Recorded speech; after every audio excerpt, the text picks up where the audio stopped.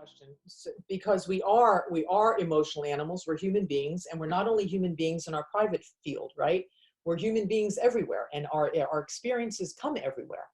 And so the question then is, how do we, what do we do with that? So there's an acronym that I have called SODA: see, own, accept, decide, and act. So the first thing is to see it and own it. So if if you're working with somebody, or even if you do it with yourself, let's start with yourself, because that's, I think, the easiest place, is to recognize it, to see it, to name it verbally. I'm angry.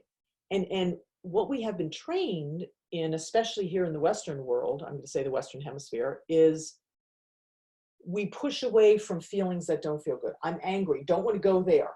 Or we express it in such a way that the reason for the anger is out there. We somehow try and separate ourselves from that experience, which is uncomfortable for us. So the first step is to see it and then own it. I'm angry, like settle into it. And that doesn't mean you get to punch someone in the face or hurt yourself at all, but to first be with it, own it, and not be afraid of experiencing what you're experiencing, even if it is fear. There's something very powerful in allowing yourself to feel what you're feeling.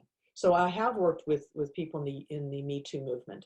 And what's most important, the first step is to own these experiences, own the emotions of the experiences, because unless you do that, you are not going to be able to have the clear-headedness in order to actually take action. So by seeing and owning and processing your feelings, and then you're able to move forward. So I'm also a mediator. And when I work with people that are very upset, angry for various reasons, the first thing that I do is go into listening mode, that I really hear them, and I let them know that I've heard them.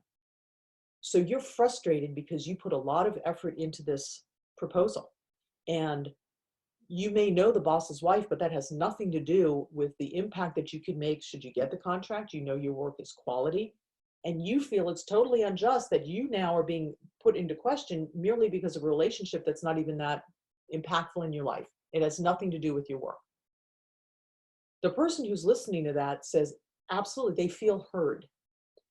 So when we feel heard, we're able to let go of that or shift out of that into a place of, okay, what now?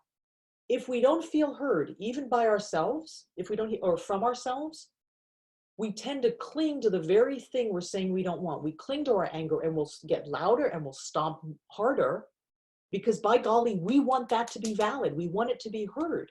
So we can give ourselves that validity. As I said, the perception is always valid. We can give ourselves that validity by seeing it and owning it. There's actually a physiological process that happens in this situation.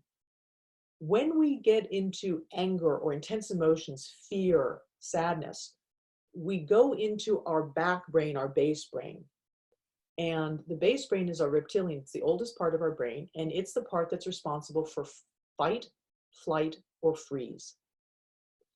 And as long as we're back there arguing and uncomfortable and angry, we literally do not have the capacity to be up here in our frontal lobe, which is where our cognitive processes happen. So if we really want to make the best decisions for ourselves, if we want to take care of ourselves the best way we know how, the first step is to see and own those emotions, those experiences, give ourselves the opportunity to be here in that reactive place, but in a place that's safe. We're on our own, we're with people we trust, we work through it. When that has taken place, then we can move forward and say, okay, now I can come here to my frontal lobe and say, now what do I want to do? What makes sense? What's fair to me? What's fair to the other person? And then we can act in a way that's really going to serve us best, not only in the immediate situation, like venting on a social media platform, but not only now, but also long term.